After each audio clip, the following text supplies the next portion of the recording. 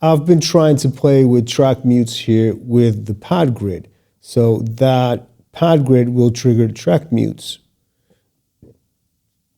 Like that, just different positions.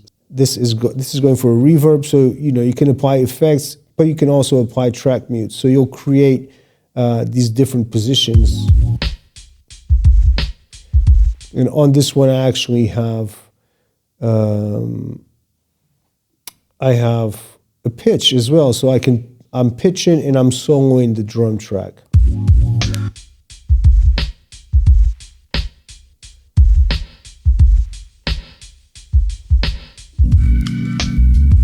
On this one right here, it's just a momentary press.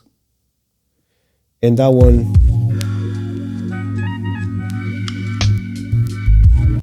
so it's muting these three and unmuting that one. So you can flip it. You see that one is turned on. So the mute is on track 4. It turns off the mute. So it's now playing that one, and these ones are muted. Release it, it goes back to the initial position. And I'm doing, so there's different type of mutes. There's the event and there's the mute from the mixer. So if you go into track mutes, you'll notice that you got 2 different type of mutes here. Events are muting essentially MIDI notes. Audio mutes are muting the mixer.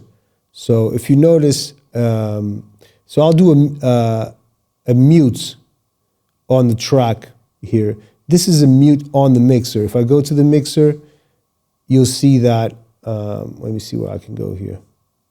The track is being muted right there, okay?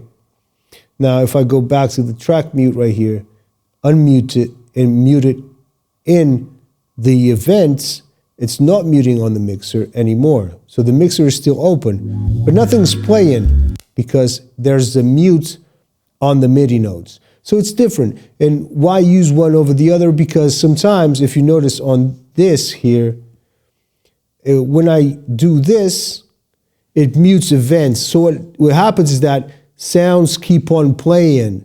So the sound, if a MIDI note was triggered before I press the mute, that note will keep on playing because I'm not muting the mixer, I'm muting the MIDI events. All the MIDI events after that will be muted. But the sound of that sample keeps on playing. So like, check this out.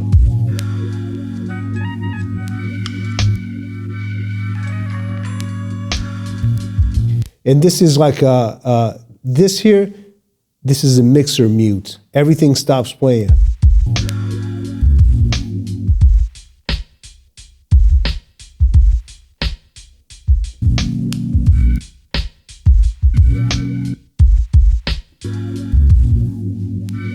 See how that samples keep on playing? So yeah, those different type of mutes right there.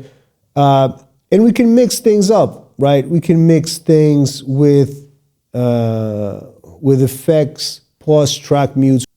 So let's say I actually want to go here into my main screen, open that up. And right here on my outputs, I want to add all right, so I opened up a flex beat right here. So a quick way of doing this as well, we could go into the cue links right there, go to the pad grid and pick the one that we want to work on, that one, assign it.